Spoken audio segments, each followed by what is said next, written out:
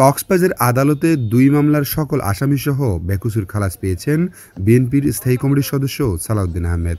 বৃহস্পতিবার দুপুরে বিএনপির স্থায়ী কমিটির সদস্য সালাউদ্দিন আহমেদ কক্সবাজার আদালত আসলে কক্সবাজারের জ্যেষ্ঠ বিচারক আক্তার জাবেদ মামলায় কোনো প্রকার সাক্ষী না থাকায় আদালতে বিচারাধীন ২ মামলা থেকে বেকসুর খালাস দেন।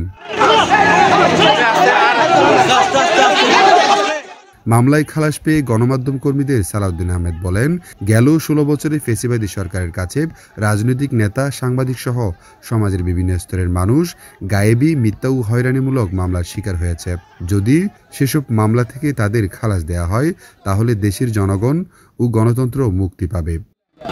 অতীতে যত অন্যায়, ভিত্তিহীন, মিথ্যা, রাজনৈতিক উদ্দেশ্য প্রণোদিত যত গায়েবী মামলা বাংলাদেশে দেয়া হয়েছে, রাজনৈতিক নেতাকর্মী সহ সমাজের বিভিন্ন স্তরের মানুষ এমনকি সাংবাদিকদের বিরুদ্ধেও সকল মিথ্যা, হয়রানিমূলক, রাজনৈতিক উদ্দেশ্য প্রণোদিত গায়েবী সমস্ত মামলা প্রত্যাহার হোক এবং আদালত থেকে অব্যাহতিপ্রাপ্ত হোক এবং খালাস হোক, এই ৩ প্রক্রিয়ায় বাংলাদেশের মানুষ মুক্তি পাবে। সালাউদ্দিন আহমেদ আরও বলেন, রাজনৈতিক উদ্দেশ্যমূলক ভিত্তিহীন মিথ্যা মামলা থেকে আদালত আজ আমাকে মুক্তি দিয়েছে।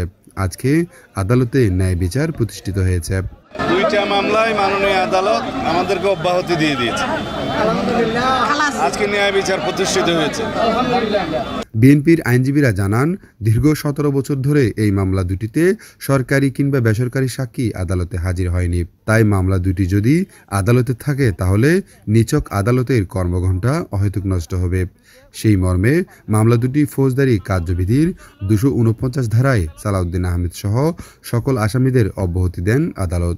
১৭ বছর যাবৎ কোনো সাক্ষ্য, সরকারি বেসরকারি কোনো সাক্ষ্য আসেনি।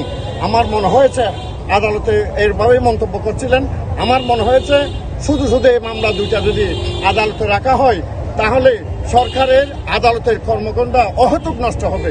রাষ্ট্রপক্ষ কোনো সাক্ষ্যই অত্র আদালতের আসামিদের বিরুদ্ধে উপস্থাপন করতে পারে নাই এবং মামলার গুণাগুণ উনি দীর্ঘক্ষণ স্টাডি করেছেন।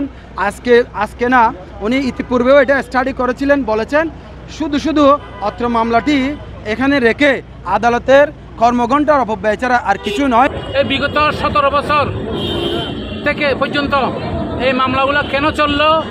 বিজ্ঞ আদালতকে এই স্বৈরাচারী সরকার প্রভাবিত করে এই মামলাগুলো দীর্ঘদিন ধরে রেখে দিয়েছিল। ১৭ বছর পর্যন্ত একটা সাক্ষী আনতে না পারার কারণেও মামলাগুলা চলমান থাকায় আমরা ন্যায় বিচার থেকে বঞ্চিত হয়েছিলাম। আজকে আইনের শাসন প্রতিষ্ঠা হয়েছে। আজকে জনগণের যে কথা সেগুলো আজকে প্রতিষ্ঠিত হয়েছে আদালতের মাধ্যমে। আদালত মনে করে এই আদালতের গুরুত্বপূর্ণ সময়গুলো এইসব মিথ্যা মামলা ভারে এই জুডিশিয়ারি বিভাগ তাদের গুরুত্বপূর্ণ সময় নষ্ট হচ্ছে, সাধারণ মানুষ ন্যায় বিচার থেকে বঞ্চিত হচ্ছে। আদালত সূত্রে জানা গেছে, ২০০৭ সালে চকরিয়া উপজেলার পালাকাটা এলাকার বদিউর রহমান ও বদরখালীর মাহমুদুল হক বাদী হয়ে মামলা দুটি দায়ের করা হয়। মুজাম্মেল হক, TTN, কক্সবাজার।